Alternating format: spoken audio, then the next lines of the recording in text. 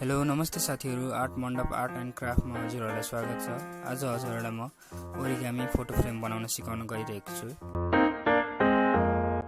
यो photo frame बनाउनको लागि हजुरहरुले कुनै पनि किसिमको कलर पेपर लिनुहोस् र त्यसलाई स्क्वायर शेप बनाउनुहोस्।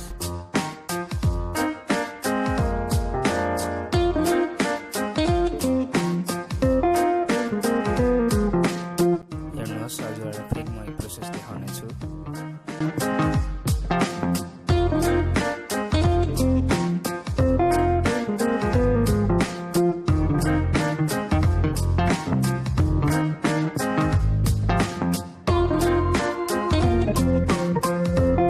बाँकी भएको पार्टलाई काट्नुहोस्।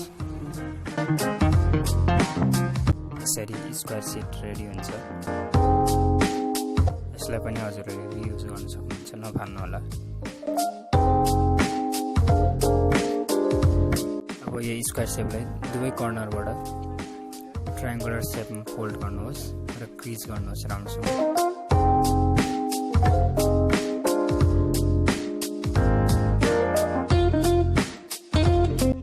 फेरि अनफोल्ड गर्नुहोस्, यस्तो देखिन्छ।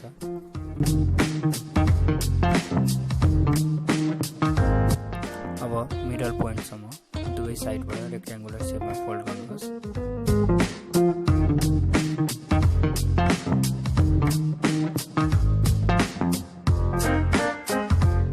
मिडल पोइन्टमा पनि दुवैतर्फ इक्वली हाफ गरेर फोल्ड गर्नुहोस्।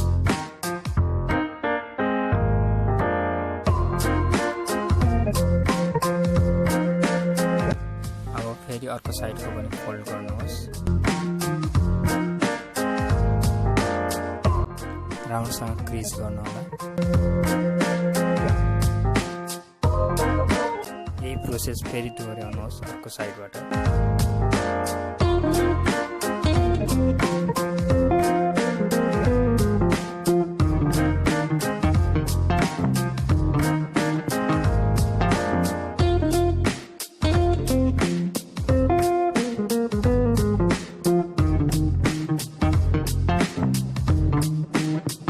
यति गरिसक्नु भएपछि त्यसलाई अनफोल्ड गर्नुहोस्, यस्तो देखिन्छ।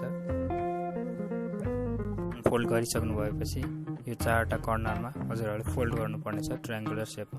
भिडियोमा देखाइए जस्तो नै फोल्ड गर्नुहोस्।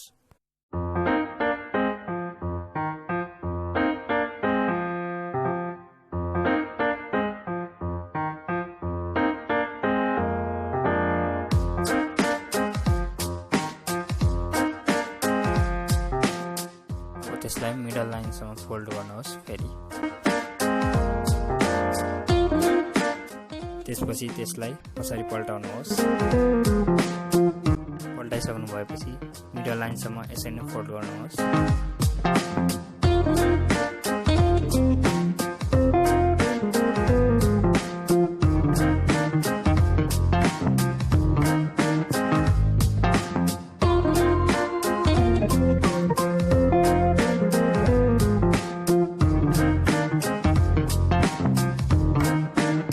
गरिसक्नु भएपछि त्यसमा बराबर हुने गरेर रेक्टेंगुलर शेप काट्नुहोस्।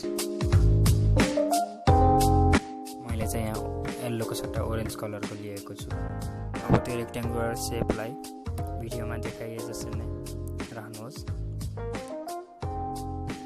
र एउटा माथि अर्को ओभरल्याप गरेर राख्नुहोस्।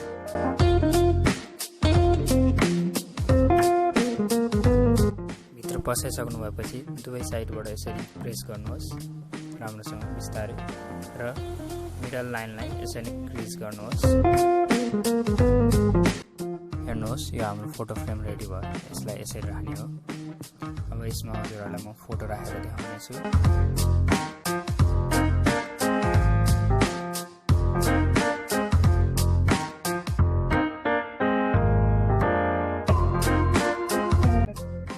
फोटोलाई यसरी राख्नुहोस्। मैले चाहिँ यो पासपोर्ट साइजको फोटो लिएको छु। हजुरहरूले नि आफ्नो साइज अनुसारको राख्न सक्नुहुन्छ। आशा छ हजुरहरूलाई भिडियो मन पर्यो होला। कृपया लाइक र शेयर गरिदिनु।